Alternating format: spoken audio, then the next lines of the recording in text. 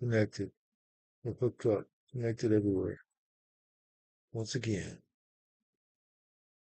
back in action. Like that. Oh, oh, Kick says I'm offline again. Oh, because I reset it. Okay. It should be back.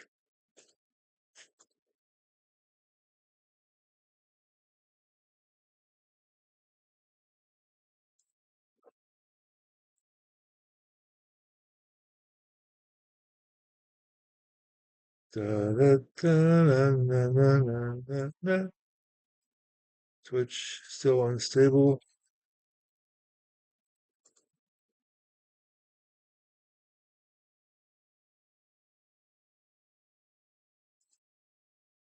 Okay. Mute that. Pause. Normal studio. Man, multi-streaming is work. Stream finished. Dismiss. Studio.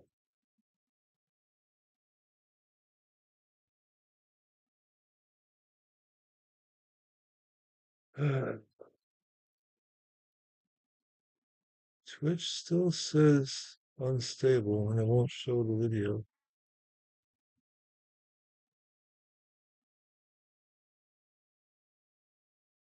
Pretty annoying.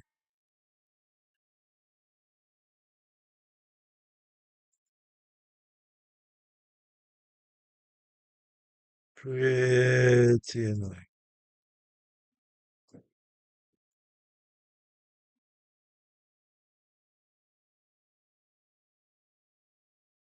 Oh, no wonder YouTube's giving me problems.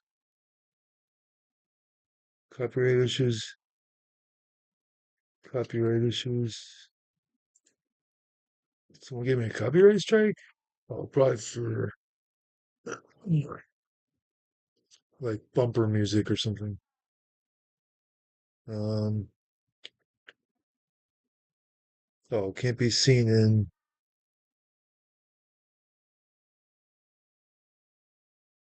It's all because of.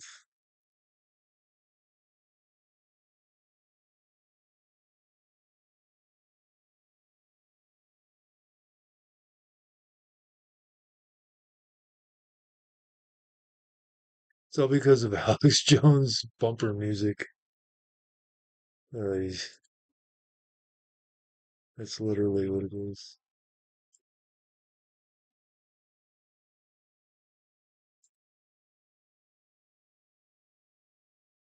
What is he doing? Oh,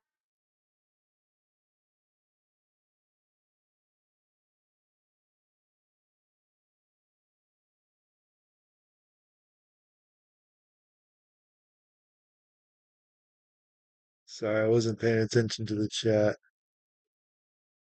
I was trying to figure out what's going on. Let's switch this.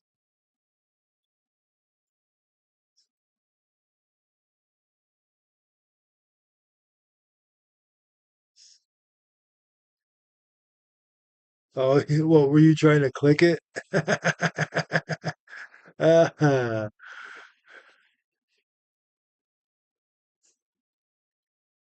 I was looking at my laptop screen.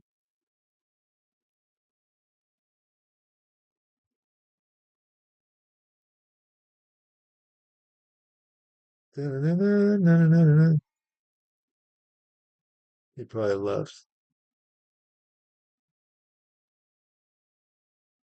I critique Darwinism and I critique the anti-creation type of view from a philosophical perspective, pointing out the dead ends that we would be in. The way that if the atheist kind of worldview, the materialist worldview, if it was true, this would actually make knowledge impossible. We wouldn't have the ability to have knowledge. And so I kind of go into what would be the end result of a universe like that. And so the fact that we do have knowledge, the fact that we do have the ability to predicate things in the world, that we have the ability to do reasoning, to do logic and so forth, those things themselves show us that the world cannot be a purely material world. In other words, that all that exists is matter, right? We're not talking about materialism in the sense of accumulating possessions. We're talking about it in the philosophical sense of the idea that nothing exists except pure, solid hardcore matter. That's it.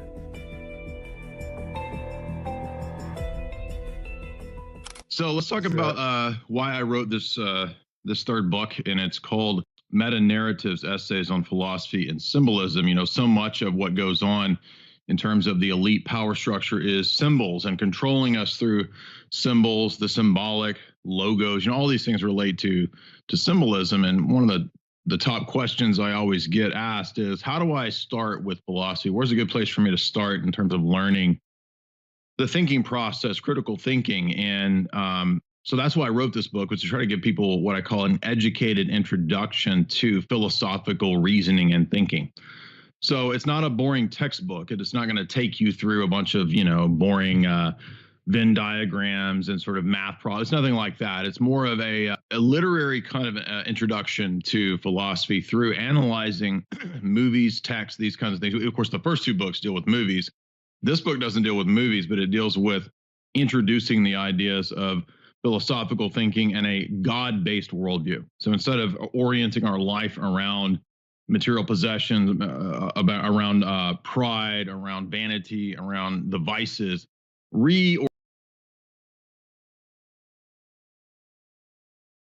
Hyphenated Americans don't use hyphens for coffee. Example, goes to Starbucks and order a frappuccino. Says I like coffee. No, you like desserts with chocolate, sugar, whipped cream, and sprinkles. Yeah,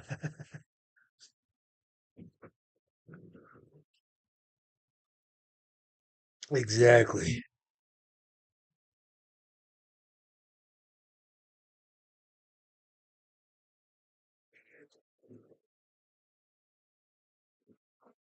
Exactly.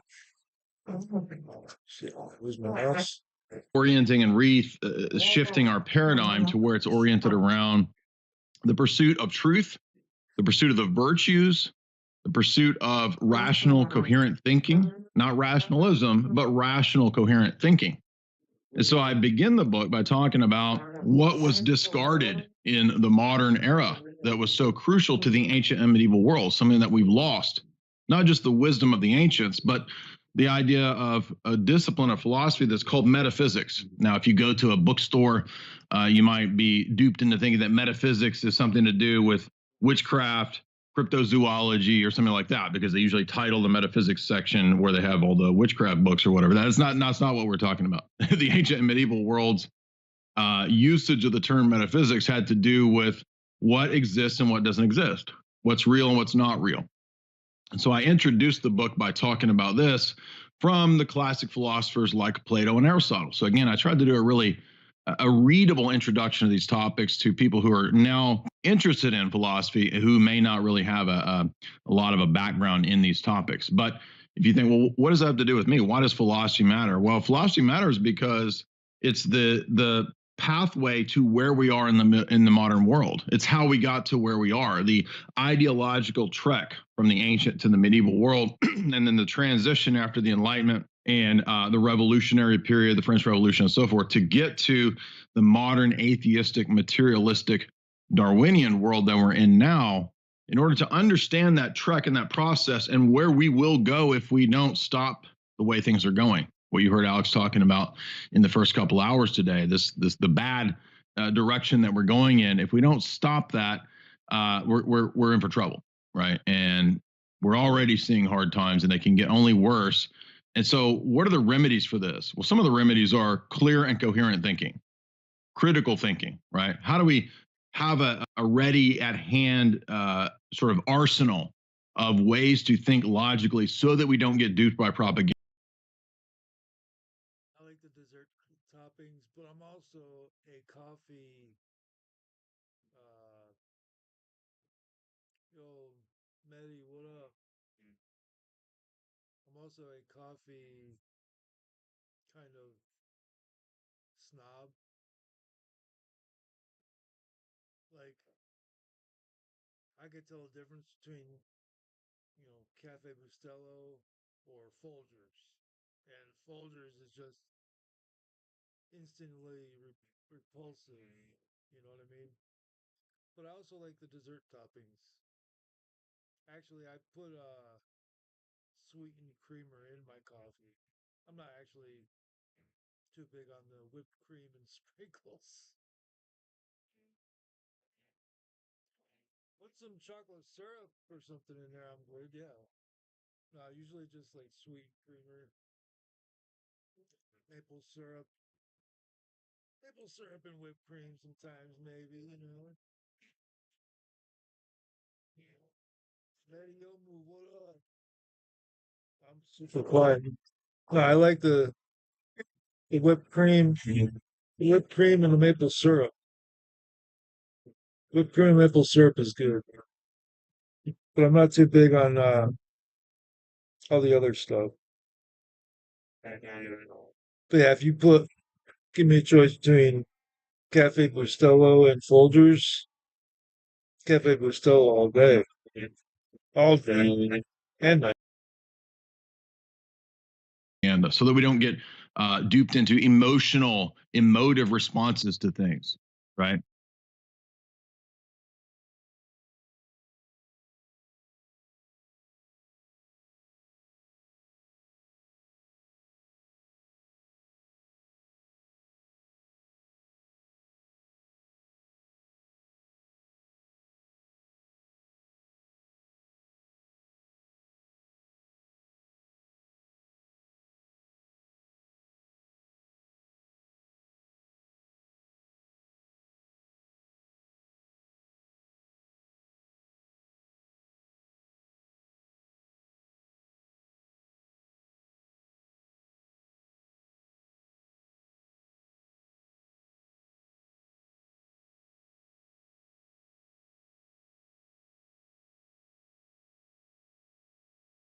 What did Area 52 send me here? Let's look at this. What did he send?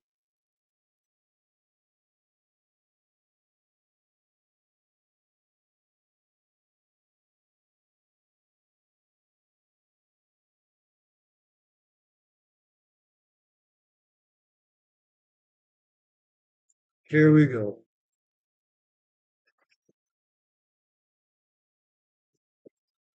I'm logged in. I don't know. Everybody knows who I am. Let's try to enlarge that a little bit.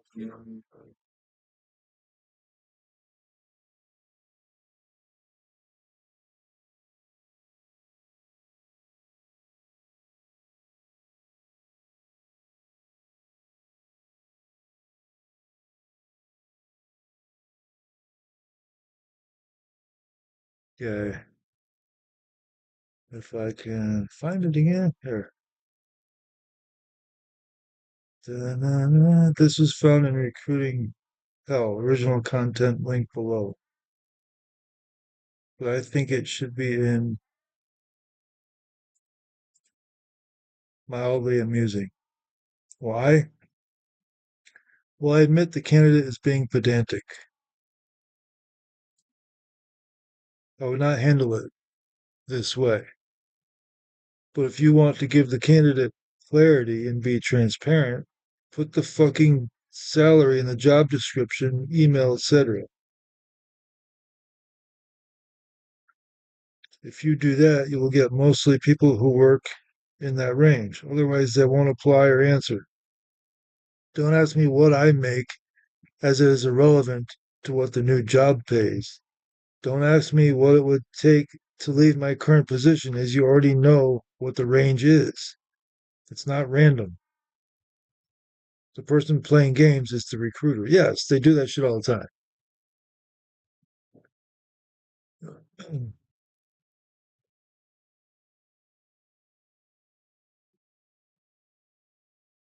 Real conversation I had as a recruiter. What is your current salary? Prefer not to say. That's fine. What are your expectations? Prefer not to say. Okay, so it's a. Is this the right post?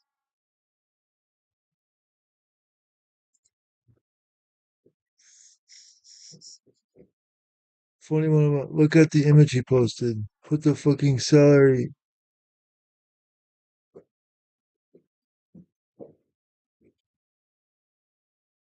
Yeah, in the job description. Exactly. Put the fucking salary in there, of course.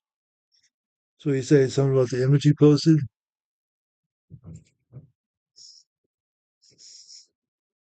Oh, the screenshot.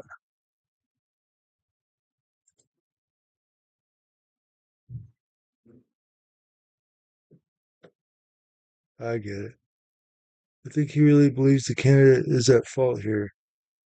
He is being sent straight by everyone. As the candidate, we have no obligation to tell you what we're making now. Exactly, because they're just playing games. They're like seeing what is out there, you know. I got a kind of a funny story about that. But many years ago, I answered the ad to go work at uh, like a call center for like a satellite TV company, and the ad was for like a lower level management position. So and they were having a job fair, so I went in there and where do I apply? And they directed me to the lady, and she was like, "Well, what position are you applying for?" I'm like, "The one that's in the paper here." I showed her, and she was like, "Well, we don't have that position at this location." I was like, you know, I showed her the actual ad in the paper. You know what I mean? And the address was this location, the one I'm at. It's like, how many other locations do you have? You know what I'm saying? None that is in, the range of the readership of this newspaper. That's for sure. And so, like, she was just giving me the runaround on it. She's like, well, I can end this interview right now and or you can hear what other positions are available here and this and that. I was like, well, no, go ahead. I like let her do her little spiel. And yeah, it was silly because they get people in there to fucking answer the phones with a bunch of like college age weirdos that are like dressing up like it's the prom. Like the whole call center was like young people like dressed in really formal wear to answer fucking phones. You know what I'm saying? And they didn't pay for shit. It was just like the way they get people in there is the atmosphere.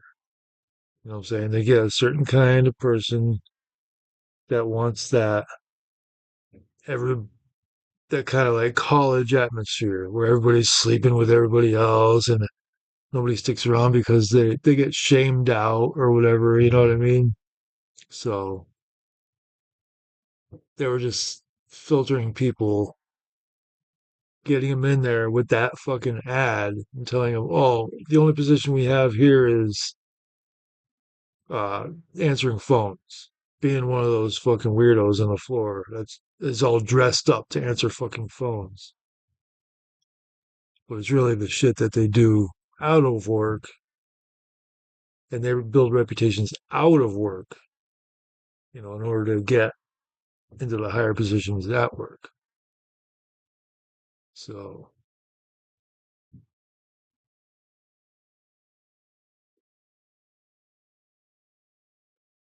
anyway,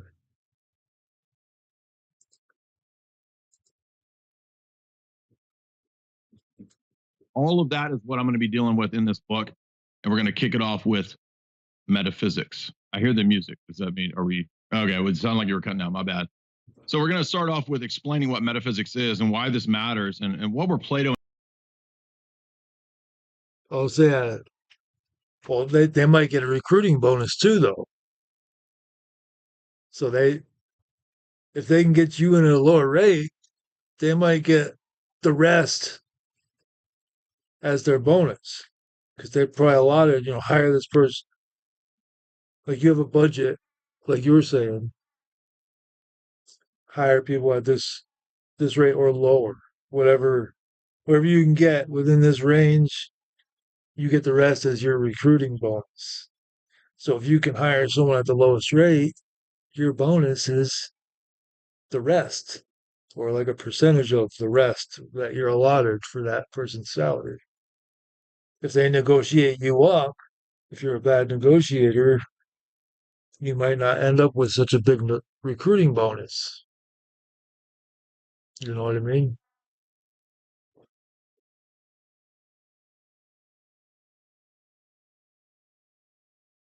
And Aristotle both trying to teach us in terms of the positive aspects and the bad parts of their philosophy. So I'm getting choked up talking about Aristotle and Plato, the fathers, you could say, of Western philosophy. What are the pros and the cons of their thought process? Well, on the one hand, Aristotle was good in that he taught us to look at the here and the now, and he was kind of the proto scientist. So he really pioneered the idea of empirical data and reasoning. And there's nothing wrong with that.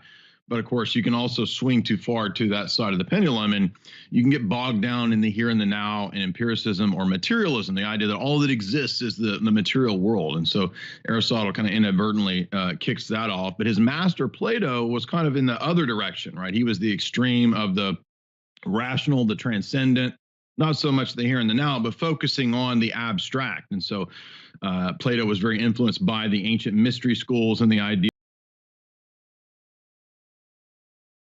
Which Zoom effect? You mean this?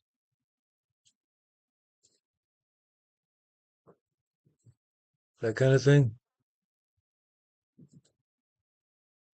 And then zoom out. It's not really zoom, it's a move transition. I think it's just called move. And then you can uh change the direction that it moves. You can have it like slide in, fade in, like slide in from the bottom or the center. You know what I'm saying? I always have them move in from the left and out to the right. That's like the default setting. It's just a move transition in OBS.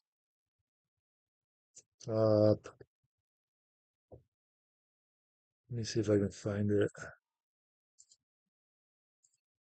OBS move transition, I think. Move.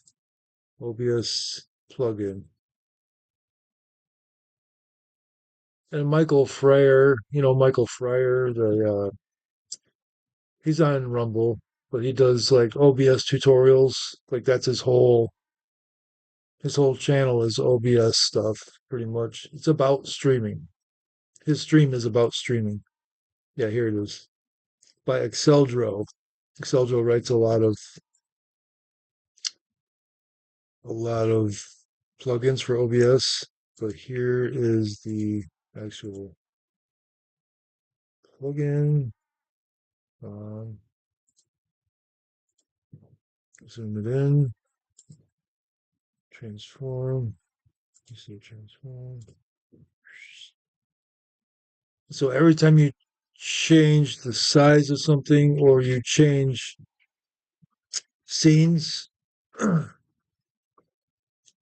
you apply it, you transition it, the move transition slides it out and then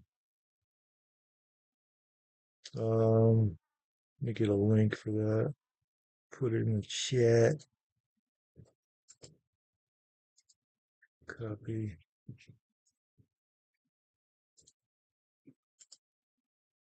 paste.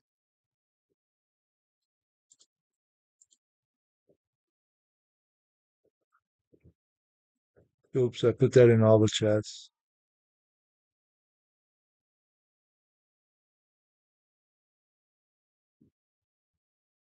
It is what it is. It's like in order to make this um, source move out, I'm just going to click the little eye next to it because that's on its own source. It's a window, what you're seeing now. And I'm going to make the transition. I'm going to stay in the same scene, but I'm just clicking the little visibility eye next to that source. Now I'm going to hit transition to make it disappear. Instead of just disappearing, it moves out. You know what I'm saying? So that's what the move does. It's not just an abrupt ending to a source or changing scenes. It doesn't just like, you know, it actually moves. It's a moving experience, really.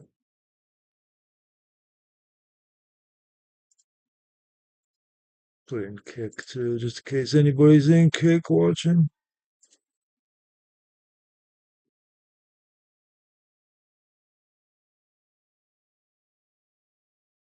Just in case.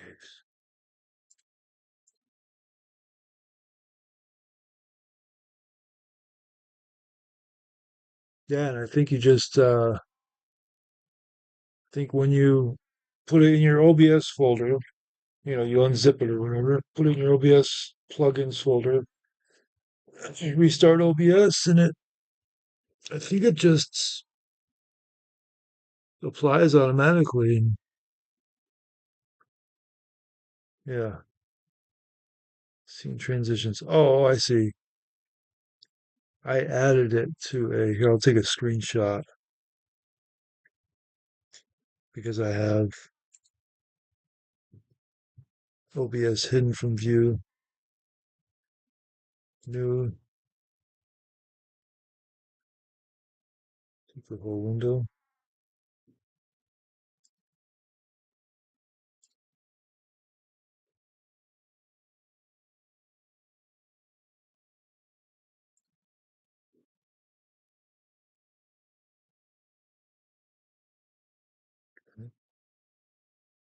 Did I do it?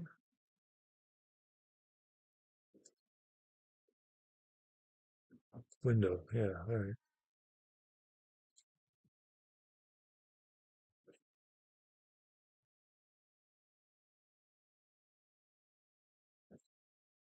Oh, okay, there it goes.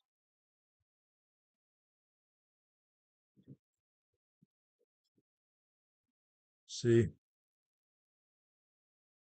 Ah, that's wrong. Damn it. So even the snipping tool won't take a snip of OBS. Huh.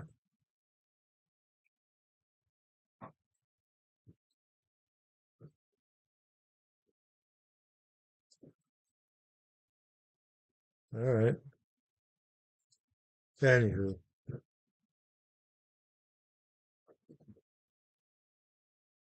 the AI take on it is funny.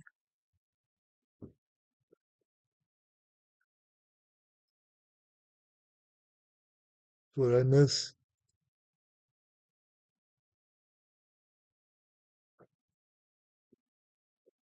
There's an AI take on it.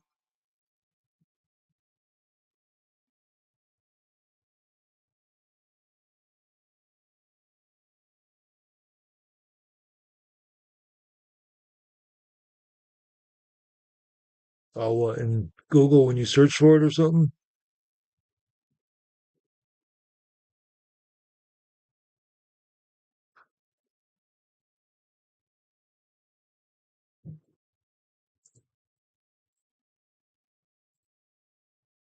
Idea of numbers and Pythagorean principles kind of having their own independent ethereal existence. So what I go into in this book is the pioneered the idea of empirical data and reasoning, and there's nothing wrong with that. But of course, you can also swing too far to that side of the pendulum, and you can get bogged down in the here and the now and empiricism or materialism, the idea that all that exists is the material world. And so Aristotle kind of inadvertently kicks that off. But his master, Plato, was kind of in the other direction, right? He was the extreme of the rational, the transcendent, not so much the here and the now, but focusing on the abstract. And so Plato was very influenced by the ancient mystery schools and the idea of numbers and Pythagorean principles kind of having their own independent ethereal existence.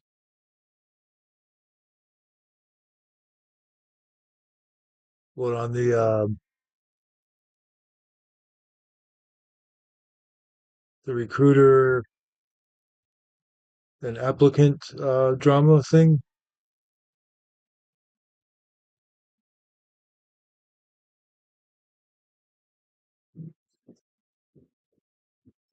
So what I go into in this book is the good sides and the bad sides of both of these guys at the very beginning, and kind of going back into not just Aristotle and Plato, but even ancient mythology itself, Homer, right, the Iliad, and how there's a lot of symbolic structures and meanings and kind of hidden things in Homer that would be divulged, I think, later on in other philosophers. They would kind of key into this. For example, there's a triadic structure that you see in Homer, where he has the notion of the underworld, there's the world of mortals, and then there's the world of gods. And we consistently see these triads or triplicities that are structured into Homer's thought. And there's reasons for this. And later philosophers would kind of comment on this and bring out what some of these esoteric and mysterious elements actually meant, and even to the point of an overlooked kind of mystery text from Plato called the Timaeus, which was Plato's creation account. And in this fascinating document, he says that some of the forebears in Athens had gone to the Egyptian priests and learned all the mysteries of Egypt, the ancient mysteries of Egypt, and that they had sort of codified this and they were passing it down in a kind of an oral tradition.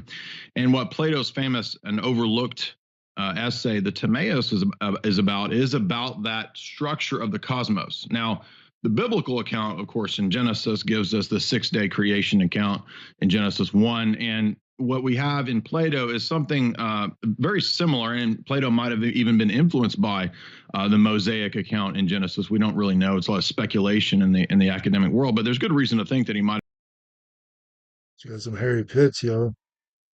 have been influenced by the creation account there. But of course, his is very different. It's clouded with a lot of notions of eternal recurrence and these kinds of things. And so we actually find the origin of the Ouroboros, the snake eating its own tail. We find that in Plato's Timaeus as an image of the universe itself. So the universe is kind of if you've ever seen that esoteric symbol of the egg and the serpent.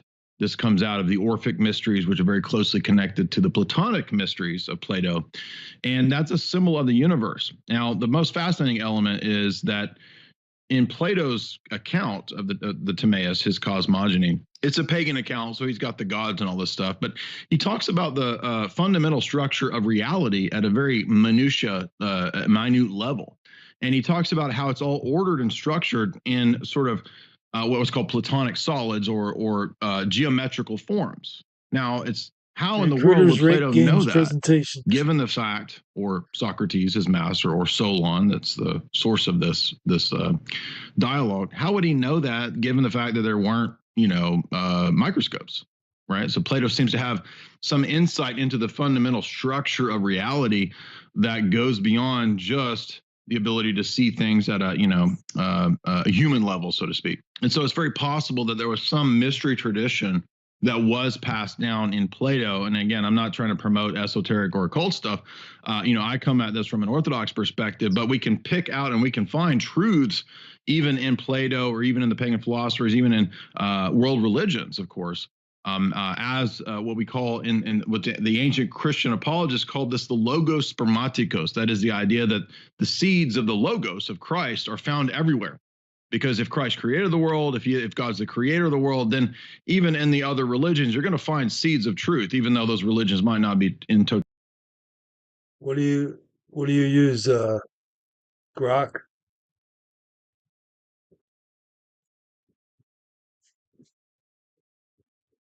I've been using Claude a lot, but it's been down a lot.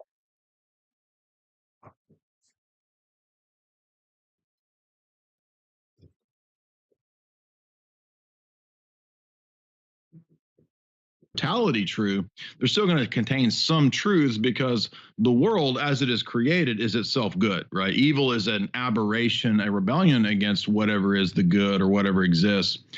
And so we can, again, find quite a bit of truth in the philosophers in play. Oh, Copilot actually, what else can it do? I never even thought about Copilot. It kept popping up, like wanting me to use it, but I was like, eh, is it a real LLM or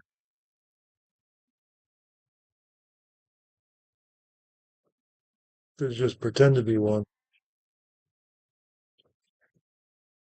I'll have to check that out.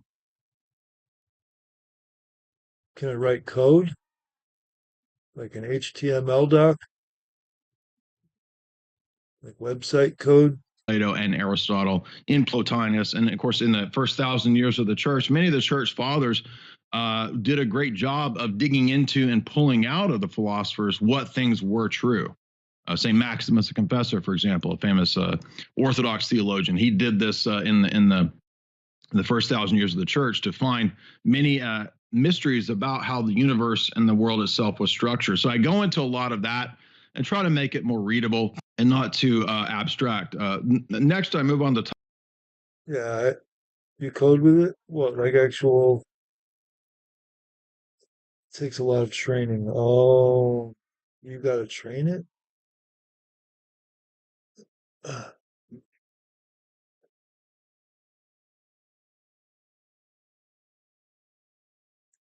Well, I guess you could train it on like W3 schools or something for website standards and stuff. Can you just somehow use W3 schools as the training library? And like what else would oh yeah, yeah, I know it goes off on tangents. I know. And it goes in weird loops. The the thing I've noticed, it goes in these loops like Grok. If you put a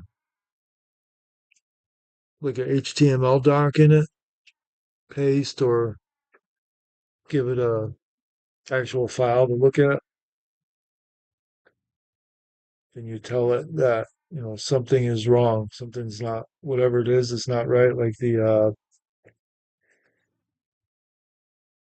there's too much extra space after the footer or something like that. So you put it in there, and it'll be like, I implemented a workaround or something. I'm like, I don't want a workaround. Just make it right. You know what I'm saying? So like, yeah, at its own insistence, yeah. But it thinks you want it thinks fixing it means like mess with what's there. No, no, don't mess with what's there. I don't want what's there. I want the right thing.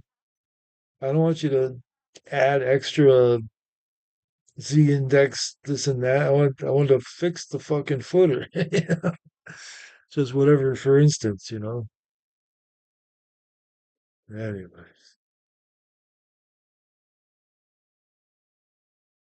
So yeah, yeah. So I think I've gone to Claude and it's actually implemented like the right fix. And then went back to Grok with the fixed code or whatever. And it would be like, this is solid code, the whatever. It's like, well, why couldn't you do that? Talking about some other dialogues of Plato that might not be as well known, like the Phaedo.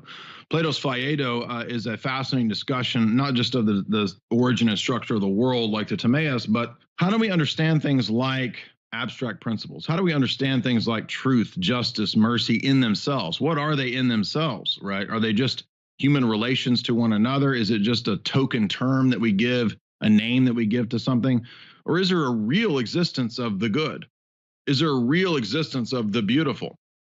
What about particular things as they relate to universal things? The one and the many is what this begins to be called in the history of philosophy. So I go into explaining that from this famous dialogue known as the Phaedo. The most fascinating thing about the Phaedo isn't all of that. It isn't just the archetypes that are the patterns for the created order in the mind of God and this kind of stuff. So this is called divine conceptualism, and how we can kind of prove God's existence on the basis of these kinds of abstract objects. I go into the world itself in terms of the divine mind and how the world seems to participate in different levels of divine existence, right? There's a participation in God at a level of grace that Jesus talks about in John 17, where he says that we participate in God that in the same way that he participates in the glory that he shared with the Father before the foundation of the world in John 17. In the same way, and in a different mode, the world participates in God in differing degrees. Now, that's not pantheism, because there's a distinction between the creator and the creation. And so I actually critique Plato on those pagan elements and where I think he got things wrong. But what we can find that's most fascinating in Plato is an early attempt to describe fundamental minutia level reality in an ordered, structured way. So we find that the world actually has patterns and structure, Platonic solids as they're called. And later physicists and thinkers in the 20th century like Werner Heisenberg would actually go into depth in terms of discovering and vindicating some of the things that Plato talked about, again, thousands of years ago. And he's doing this from a physicist's perspective unknowingly, right? Vindicating Plato. In fact, he even stated in one of his famous. Is there one that does better fonts? I actually used AI to, I think I used Claude to make me a desktop uh, font overlay generator. It does it right in your browser, and you just put the browser source as your file, as the file path. You know what I mean?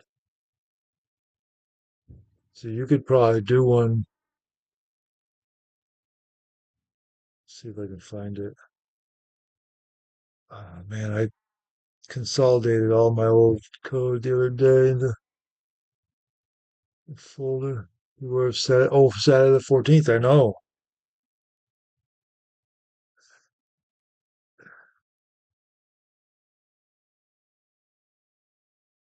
They even started eliminating the 14th floor from some elevators because of it.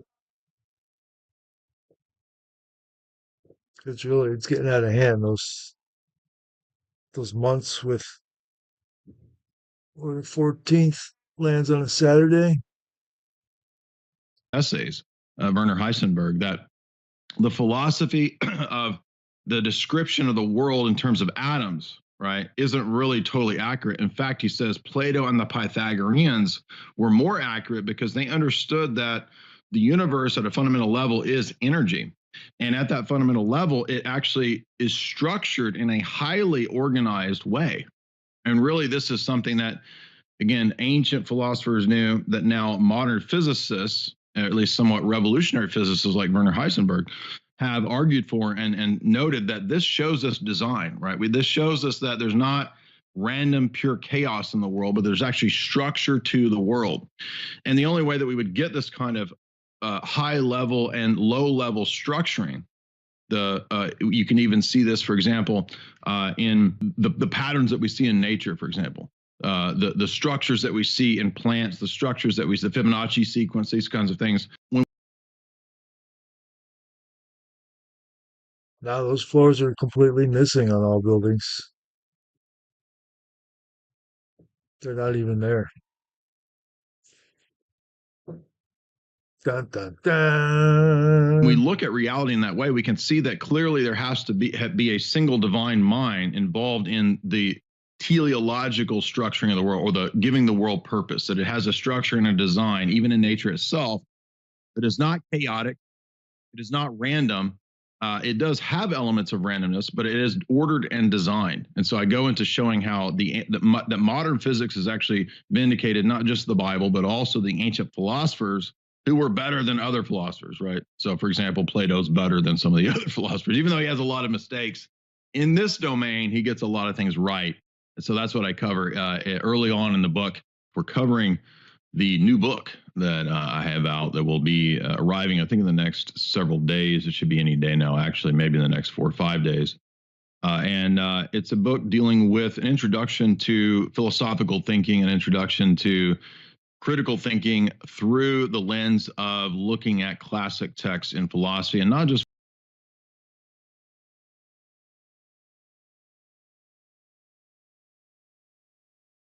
I think they just built the 15th floor right on top of the 12th floor.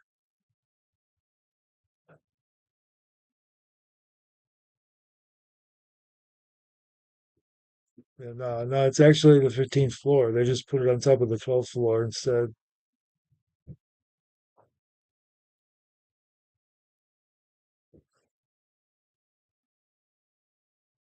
Philosophy, but also literature, also the history of warfare. There's even a chapter on geopolitics and warfare towards the end. There's chapters dealing with Dostoevsky, with Nietzsche, with Kierkegaard. We look into figures like Plato and Aristotle, as we said.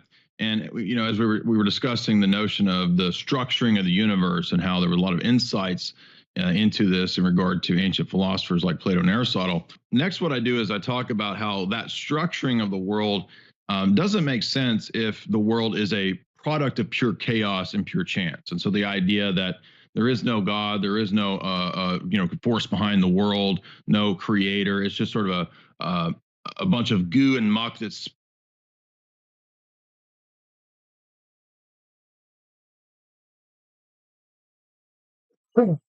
Yeah, I've been in elevators that skipped the 13th floor,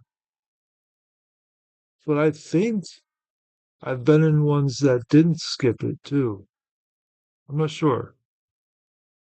I honestly think it depends on like the architect or the elevator manufacturer.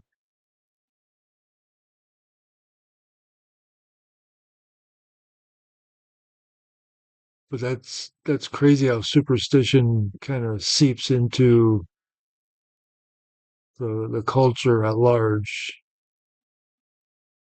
and is like a playful, fun thing to do when building buildings. You know what I mean? It's like, do you still get charged for that floor when you buy an elevator for your building?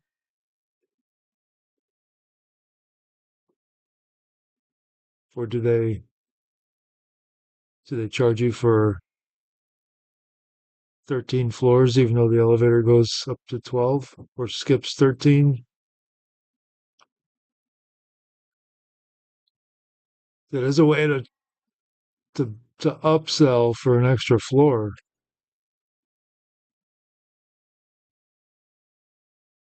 If you count the floors from the outside, yeah, you get a discount. Not elevator only goes up well, elevator goes up to 14, but there's only 13 floors. Yeah, no taxes on floor 13. Yeah, exactly.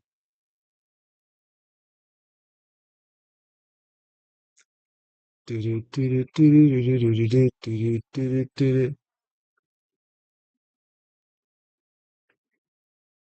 guess that kind of plays into the whole materialism and metaphysics that Jay's talking about. Spraying out of a black hole randomly. It really makes no sense as modern physics and science and engineering probes the depths of reality. and finds it to be so highly structured, right? It makes no sense that there would be pure chaos ruling everything, and yet at the same time we have the ability to have order. That reality itself is just basically a giant fabric that's highly structured. And so I go into that, and I talk about the philosophy of creation itself, right? And so even though this is not really a theological book, it does touch on these topics. But I critique Darwinism and I critique the anti-creation type of view from a philosophical perspective, pointing out the dead ends that we would be in, the way that if the atheist kind of worldview, the materialist worldview, if it was true, this would actually make knowledge impossible. We wouldn't have the ability to have knowledge. And so I kind of go into what would be the end result of a universe like that. And so the fact that we do have knowledge, the fact that we do have the ability to predicate things in the world, that we have the ability to do reasoning, to do logic and so forth, those things themselves show us that the world cannot be a purely material world, right? In other words, that all that exists is matter, right? We're not talking about materialism in the sense of accumulating possessions. We're talking about it in the philosophical sense of the idea that nothing exists except pure, solid. It's amazing that you got to 13 because there can only be one 13 on every team. You know what I mean? Usually there's like 5 or 6 kids that want the 13, you know? Or do is there set numbers for positions in soccer? 1258 is taken. So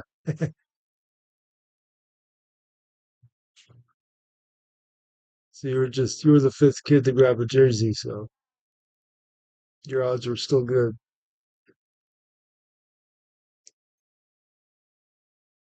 Don't mess with me, I'm unlucky for you. Yeah, exactly. Were you defense or offense? Were you a goalie or center? Or what are the side guys called? Linebackers?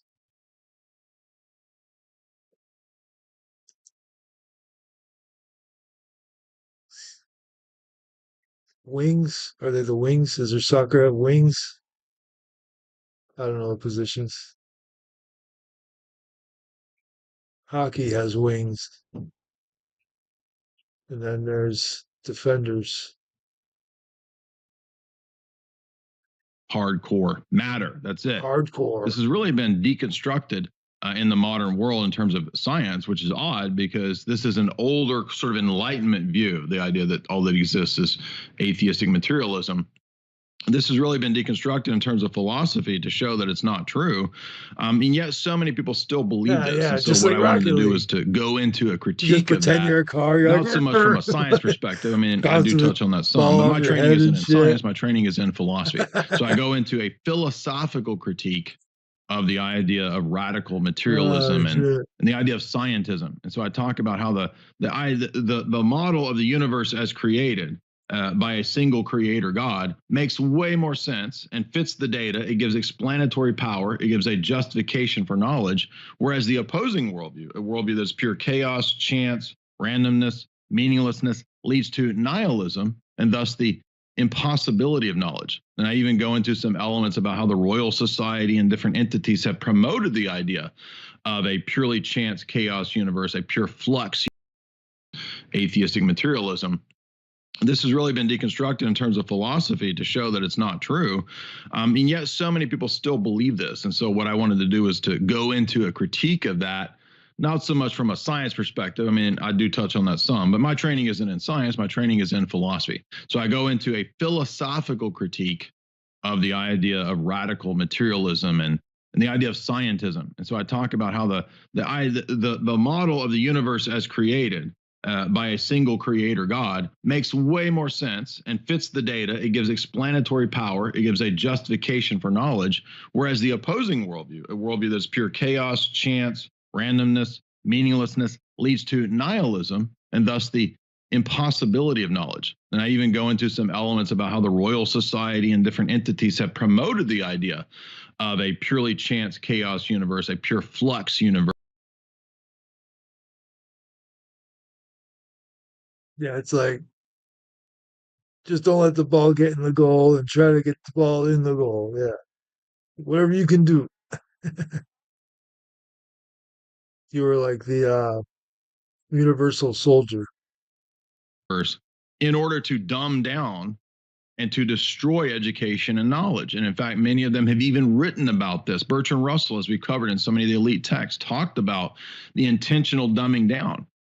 And so I found many years ago, and that's why I included this in this book, a very obscure reference to the famous logician and mathematician. That's kind of like the whole chaos versus organization kind of thing. But it's like everyone thinks more information, gives us more knowledge, more access to knowledge. But really, more information does, in a way, make people more stupid. Too much information. Kurt Gödel, who, if you don't know, he was, again, a mathematician who came up with what he called the incompleteness proofs. And these were proofs that, in a logical way, showed that through set theory, you could never have a all-encompassing set, right? Because he was arguing against Bertrand Russell, who argued that mathematics and set theory could explain all of reality, right? And Russell's argument hinged on the idea that everything was purely matter.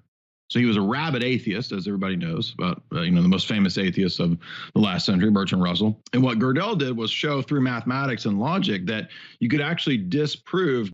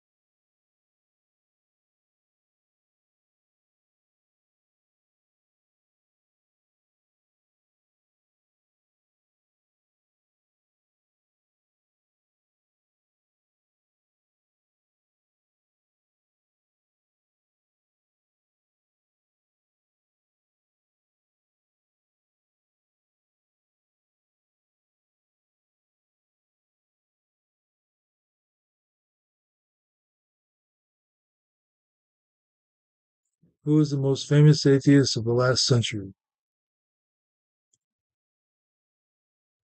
Okay, Bertrand Russell. How come? What the fuck is going on?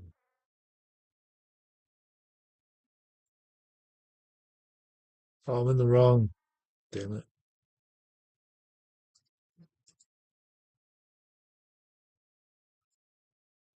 Copy. I was in the wrong Claude instance. I'm looking at the monitor.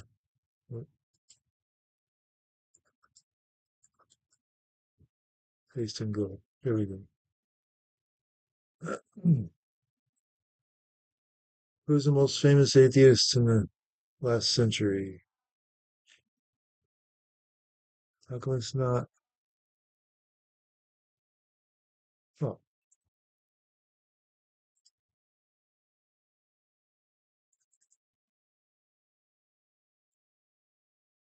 copy.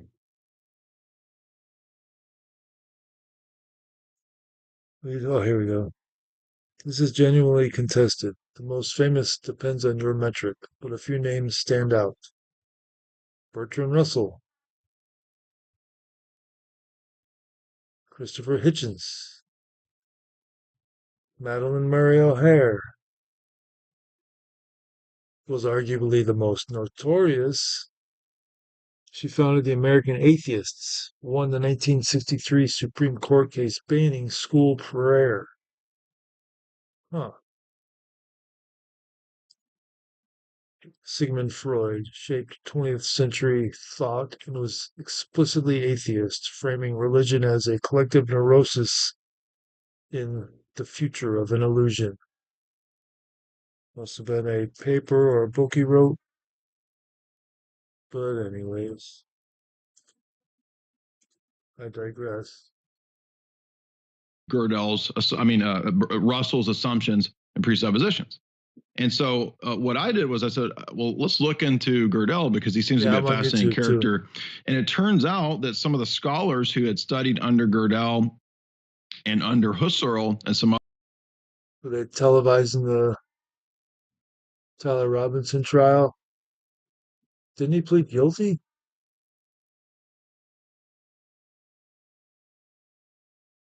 Or did he? I thought he already. Or is this the sentencing? I think it's the sentencing. Other famous philosophers had uncovered the fact that Gödel believed through his interactions and debates with Bertrand Russell and people of the Royal Society that Russell was involved with philosophers in the Vienna Circle, the logical positivists, in a worldwide conspiracy, in Gödel's own words, to dumb down and destroy mankind. In fact, Gödel was so shocked at this conspiracy that he was thought of as crazy. People in his day thought he was going nuts because they couldn't believe that some, great logician, so-called, as Bertrand Russell, would be involved in such a grand, vast conspiracy.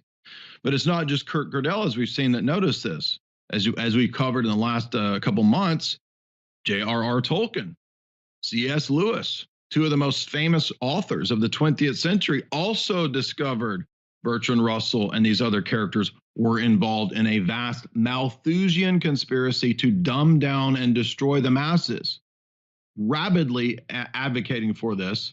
Again, everybody knows this now that the Great Reset has come about. We've lectured through over on my channel and on my works on my website through about 50 or 60 of the writings of the elite now, which prove this beyond any shadow of a doubt. And it's just fascinating that one of the other great academics and mathematicians of the 20th century, Kurt Gödel, had also stumbled upon this, right? He had figured out, wait a minute, these people are insane. They're actually involved in this attempt to destroy and dumb down the masses. And not only that, Gödel discovered that that there was a conspiracy amongst some of the Royal Society intellectuals and the Vienna Circle positivists to actually censor and destroy manuscripts of famous philosophers that disproved materialism. Yes, Gödel actually talks about this.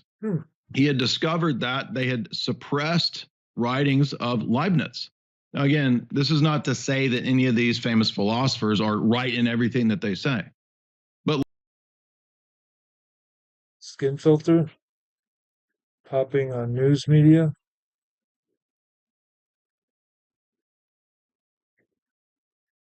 Like to you mean like in place of makeup to use an AI? And you can tell? I haven't noticed.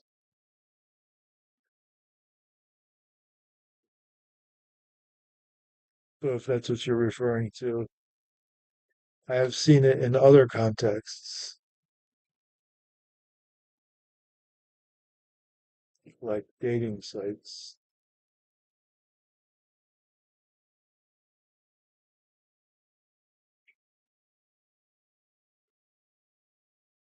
The skin beautifier in real time pops wrinkled skin, then smooth skin back and forth. Huh. It's like an AI kind of, but you can tell.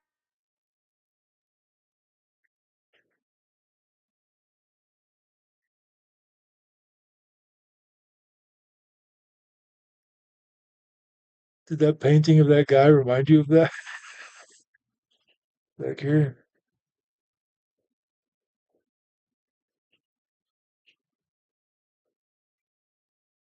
Did that remind you of that? manuscripts of famous philosophers that disproved materialism. Yes, Gödel actually talks about this. He had discovered that they had suppressed writings of Leibniz. Now, again, this is not to say that any of these famous philosophers are right in everything that they say, but Leibniz was a very capable philosopher and mathematician. And what it appeared to be with going on here was that to suppress the discoveries of Leibniz, who was fundamental for computers, right? I mean, the logic and argumentation of Leibniz. Leibniz anticipated the computer centuries ahead. Probably like CNN or something. Probably all of them do it. Probably Fox News. Probably MSNBC. Whichever one Rachel Maddow works for, they got to do it for her for sure, without a doubt. Is it MS Now or something? A time where he had this idea that you could create a logic machine that mirrors the human mind, right? And that's all straight from Platonism. Now, in order to suppress and destroy this kind of information, the Vienna Circle would censor and try to get rid of these texts, and that's what Gödel and other philosophers had discovered, and they were shocked at this. They couldn't believe that there were these nefarious designs amongst academics, and so I cover some of that in my book, and I get into other philosophers who had noted problems in modernism and in materialism, such as Nietzsche, Kierkegaard, and Dostoevsky. Now, does it mean that everything that Nietzsche, Kierkegaard, and Dostoevsky said was correct? Right? I think of all of those guys, Dostoevsky was probably the best, and he anticipated and predicted many fascinating things in his literature. But he was also a fascinating character in regard to his critique of the Enlightenment, and that's why we can find some really interesting facts that come out of Kierkegaard and Nietzsche and Dostoevsky, because they point out the bad side, the atheistic side of the Enlightenment philosophy. That's what we'll look at next. And we're covering the new book that I have on my third book. Of course, I love Newsmax. They're great.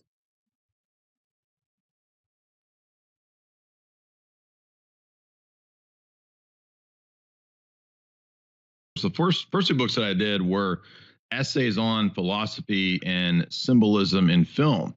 I did Esoteric Hollywood 1 and 2, Sex, Cults, and Symbols in Film. And we went through the top directors, the top film that cover everything from geopolitics to conspiracy to cults to mind control, MK Ultra in Hollywood. And then now this new book is very different. It's more of an introduction to, as we said, logic and critical thinking through essays covering a host of topics related to philosophy, philosophers, literature. And we just left off talking about Dostoevsky, Kierkegaard, and Nietzsche, famous philosophers who did a critique of the Enlightenment. And it's not that the Enlightenment itself is all bad, but rather the excesses of the Enlightenment. Oh yeah, Greta Van Susteren, she's getting kind of, she's probably getting, she's probably the one that made him implement it.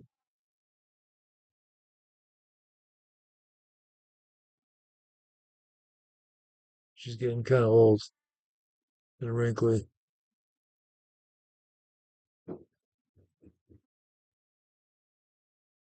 Enlightenment are the problem. And so what we get there is a really insightful critique of, as we said, the atheism, the materialism, the denial of anything transcendent, the denial of anything beyond pure passions, right? Pure bodily gratification, that man doesn't have any faculties above just the desire for physical gratification. Man is basically just another phenomena of the natural world, just another monkey.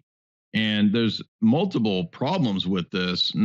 I mean, not beyond just the idea that the scientific critique of that worldview, but in the philosophical domain, it's very easy to show that this is pure nonsense. And so, really, what I do is go into multiple chapters in critiquing Darwinism, critiquing the idea of man as a pure. What's the word I'm looking for? Basically, just an emergent phenomena of the natural world, right? It doesn't have any design or any purpose beyond physical gratification. And this is a means then of control, because if they promote that worldview that you're just an animal, just an ape, just cattle, then you become much more malleable and much more susceptible to control. And so what I really wanted to do in this book was to wake people up to the fact that you're not just an animal. You have a soul, you have a reasoning faculty, and you were made for a higher purpose than just physical gratification. You were made to be an eternal living thing, right? You were made to live forever. And so next I go into elements in Egyptian theology and philosophy, again, compared to the biblical account. So there's both pros and cons that we can find in ancient Egyptian theology and philosophy, where we find not just a creation account on the part of the deity.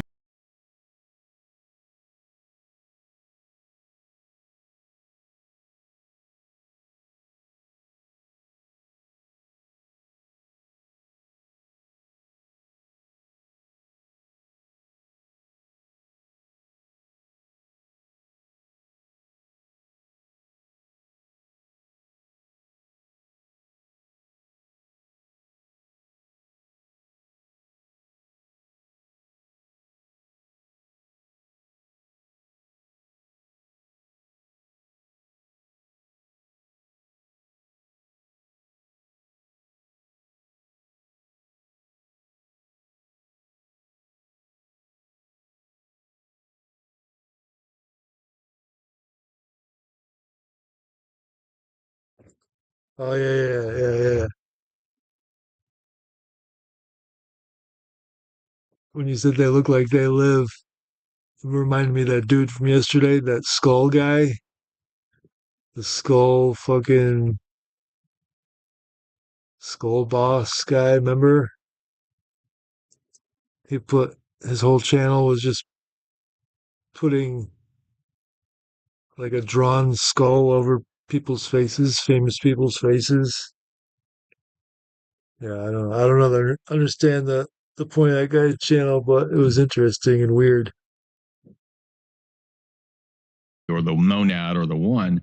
But even in terms of the structure of reality itself, kind of being this binary thing where there's a fundamental energetic created realm, right?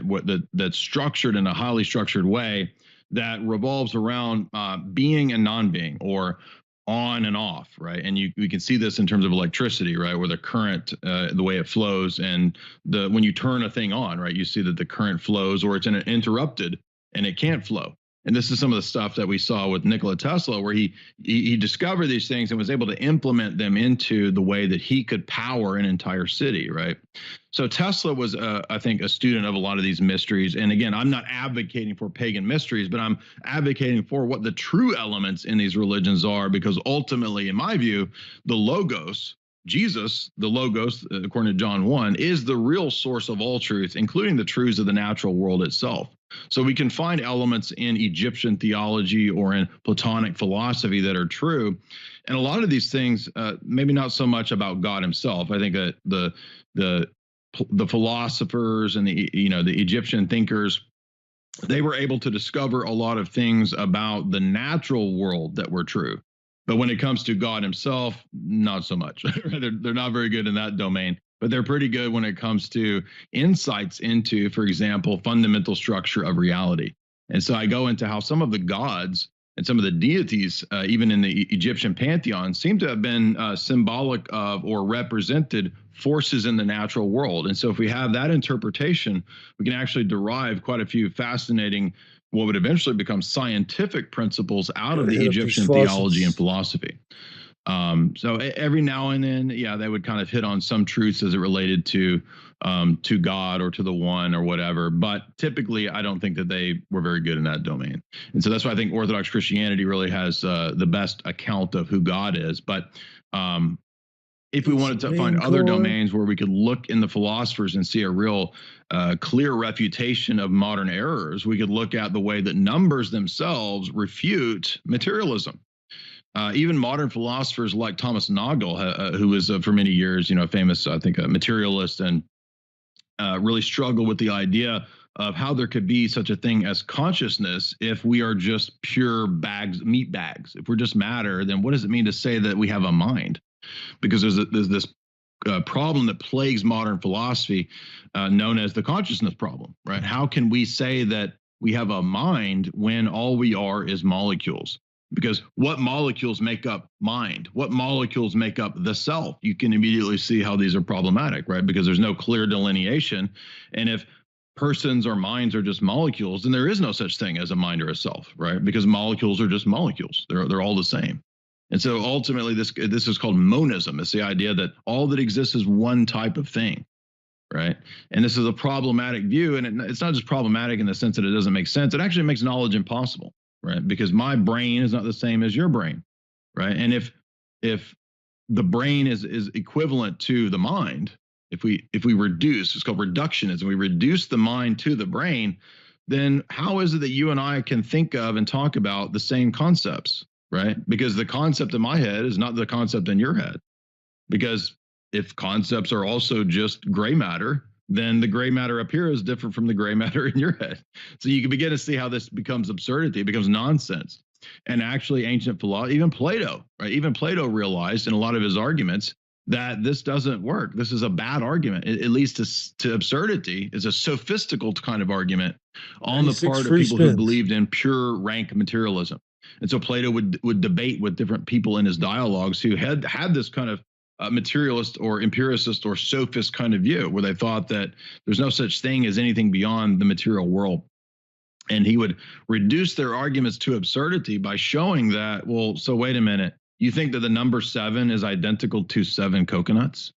And if you guys haven't seen, I did a debate a couple years ago with Stefan Molyneux, and the locus of the debate ended up being about that, where we had, I mean, it was a civil, exchange, and we got to this point about numbers and number theory and coconuts, and this seemed to be really lost on a lot of the audience because they just couldn't understand the difference between the number 7 and 7 things. Okay, they're not identical, right? If I get rid of 7 items in front of me, if I erase the number 7 on a chalkboard, have I destroyed the number 7? Of course not, right?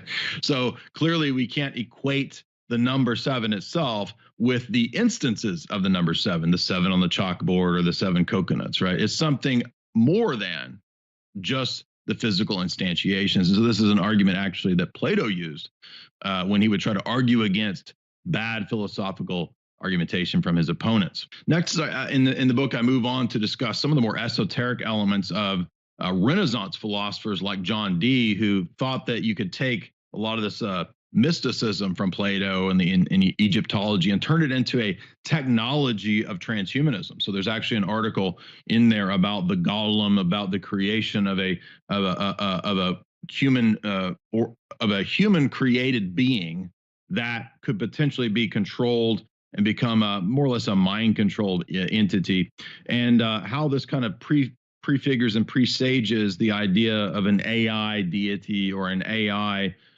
self-existing or self-conscious creature, which I don't think exists. I mean, you'll never get consciousness out of an algorithm. Okay, I mean, a computer is not self-conscious. Okay, it's just a machine that's programmed to do what it's programmed to do. You'll never get, you can, no matter. Oh, you found the clip. Oh, hell yeah. Let's see if we gotta see this clip. The D Wrinkler in action. Oh shit, here we go. D Wrinkler in action. Here we go. Oh, way behind on messages.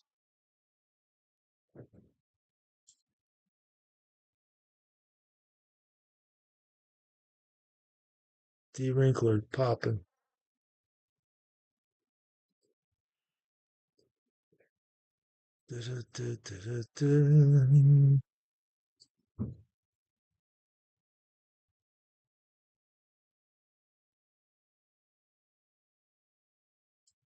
Open link and new.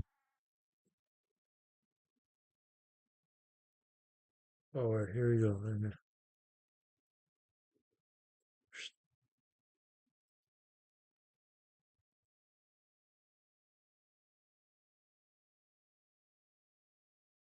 D Wrinkler in action coming up.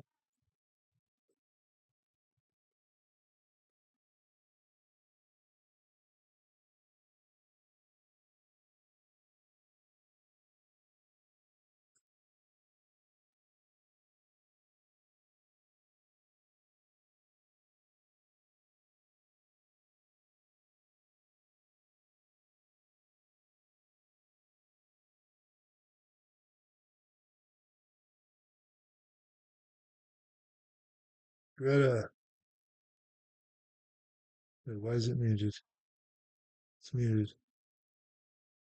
They actually invested in terror. The proxies received, I would estimate, about $10 billion a year. That includes Hezbollah, the militias in Syria and Iraq, the Houthis, Hamas, and many, many of billions that they took Why for isn't it? themselves. So I hope that there will be a bright future for the Iranian people, and the fund will go and will be invested in Iran. When you look at Iran before the war, What the hell? they had no heating in the winter What the fuck is and no air playing? Is conditioning it in the playing? summer. The people of Iran suffered for generations. I think It's now, not showing on the after screen. the operation, hopefully, they will have a brighter future and they will use their economy and their I got on the natural wrong resources, thing again. especially oil and gas. They will use it for the people and not for this corrupt regime. Well, I remember reporting back after October 7th, I thought it quite stunning. Hania, who was the Holy shit. leader of Hamas, who was living high off the hog, as we say, where I grew up, in Qatar, was worth $5 billion. He didn't invent the iPhone or do anything else. He was basically cheating somebody and getting the money. But having said that, all right, so the Ayatollah has been eliminated. Why? It is suggested that his son may take Oh, over. here. But I did a little research into him. He owns luxury The wrong hotels one. It's in going this Europe, way. including one with the name Hilton. I guess he just buys the name Hilton in Frankfurt, Germany. At least that's according to reports. How is this possible with all the world's sanctions? How can this guy's rich too? He's got $3 or $4 billion. Let's go to the one that's playing. Him, he owns luxury hotels in Europe, including one with the name Hilton. I guess he just buys the name Hilton in Frankfurt, Germany. At least that's according to reports. How is this possible with all the world's sanctions? How can this guy's rich too? He's got Oh, $3 or $4 billion. Well, you have to look at the map and realize that Iran it's a huge country. They have a lot of resources. Despite the sanctions, China is buying oil from them. So they What have the cash fuck? flowing in. So they can buy whatever they want and they do it through different ways. And they also sponsor terror. If you look at the fingerprints of terrorists around the world, you will find Hamas leadership sitting in Turkey, but receiving money from Tehran. You will find Hezbollah a network in Beirut receiving cash loads coming from Tehran in commercial flights. So they're actually funding terror all over. Well, I think that, I don't know, owning luxury hotels and with all the sanctions on them, somehow Holy managing to shit. maneuver and have that is Bro. quite surprising. All right, the UN ambassador to, or the Iranian ambassador to the United Nations, Mr. Eravani, do you ever talk to him, or is he your counterpart? Well, I speak with many of my colleagues, including many that do not recognize Israel yet. That's even a But this guy, Newsmax clip. I have no Holy communication. shit. But we have debates in the Security Council, and last time. That's crazy. That's crazy.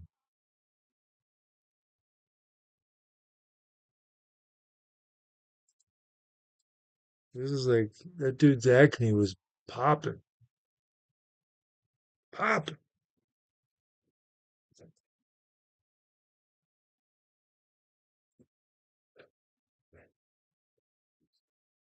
Okay, that's the one. That's why. Okay.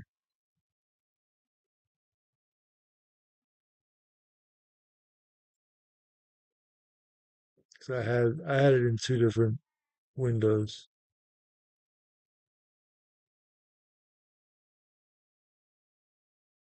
He looks like a lizard, then she does too. So yeah, it's like they live. Yeah, it was fucking crazy. Androids or lizard prunes? I don't know, man. I don't know what the hell's going on with that shit. Like when it, like when it, like his acne looked unreal. Like they might exaggerate it the other way too.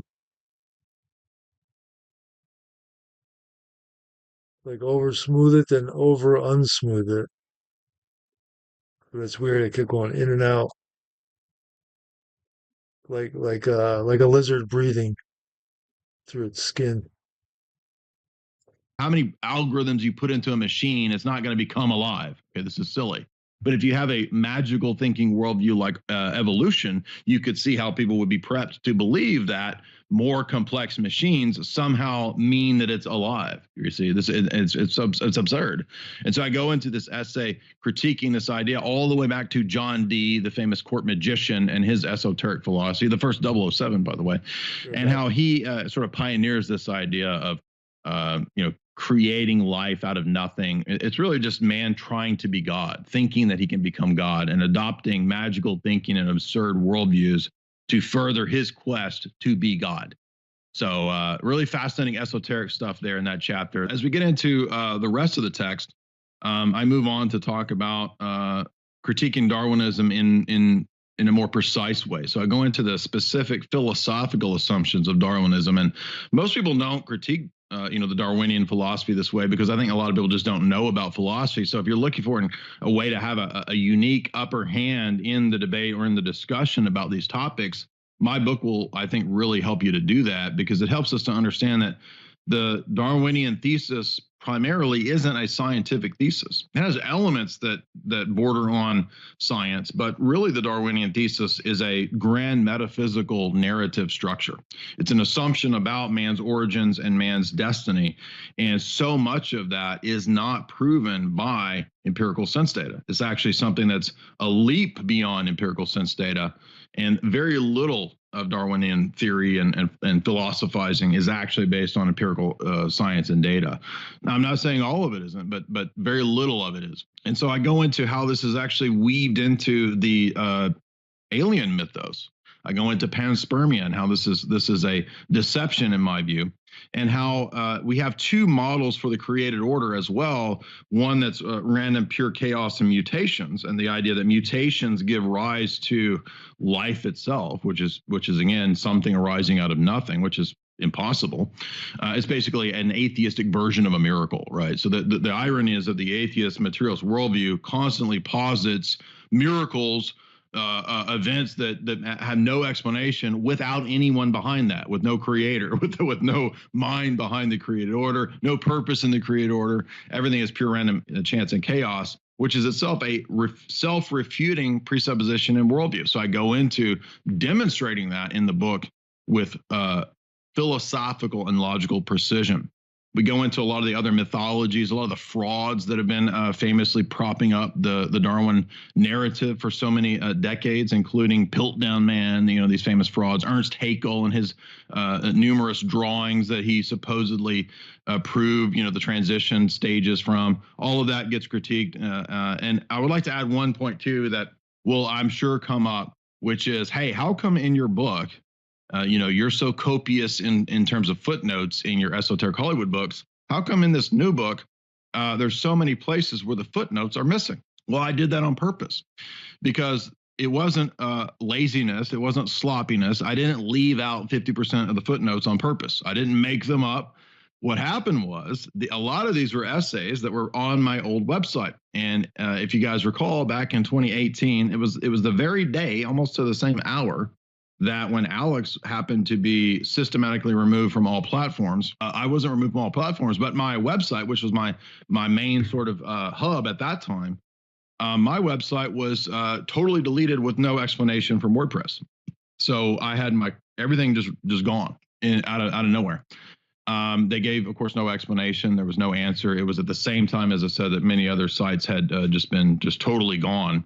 And, that was pretty devastating to me at the time. I had to rebuild everything from scratch, completely rebuild a whole website. It cost me, I think, $7,000 or $8,000 of my own just to do that out of nowhere, out of scratch.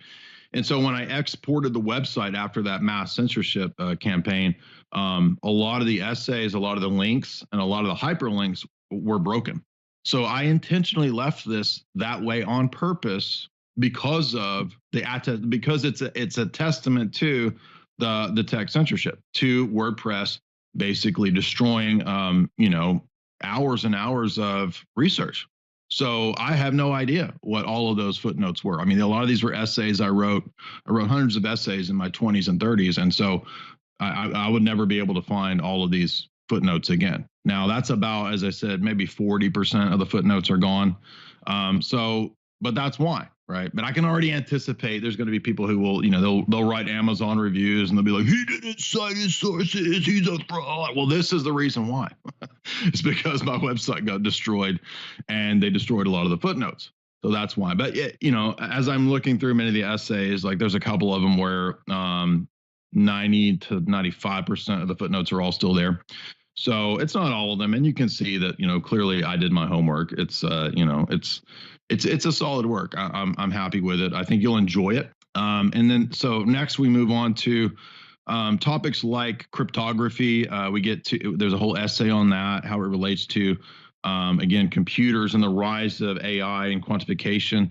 There's a couple chapters on David Hume and Immanuel Kant. There's a chapter on Marxism in the Frankfurt School. So I do a critique of Horkheimer and Adorno in their book Dialectic of Enlightenment.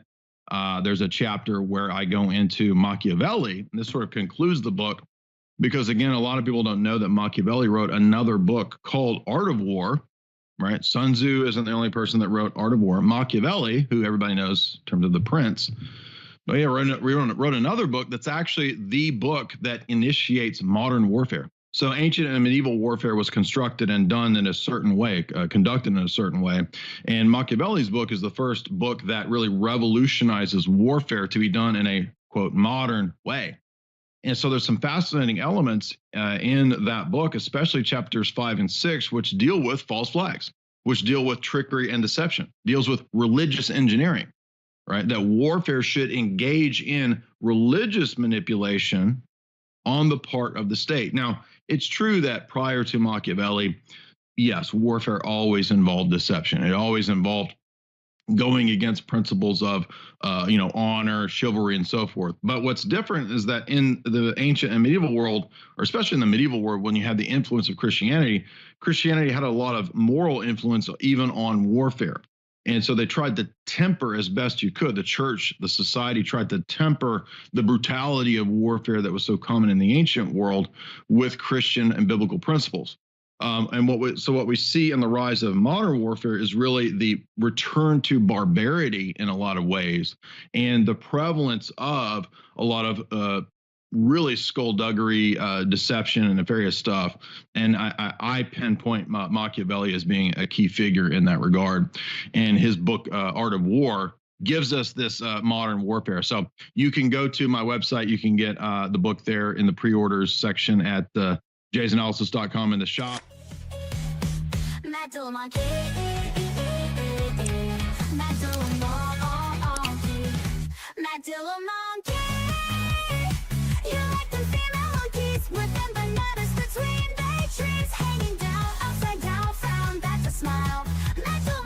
What you doing to me?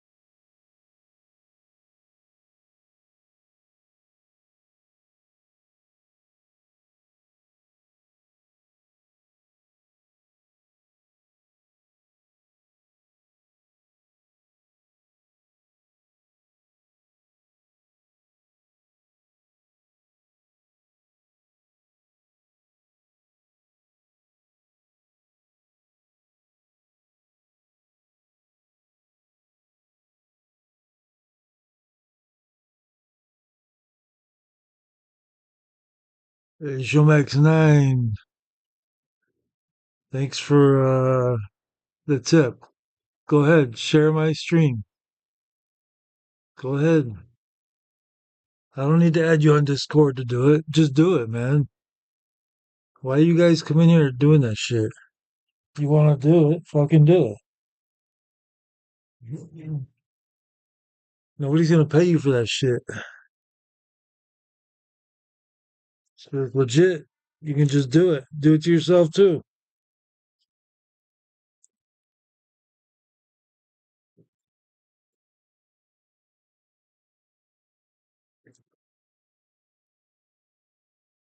Know what I mean, Showmax?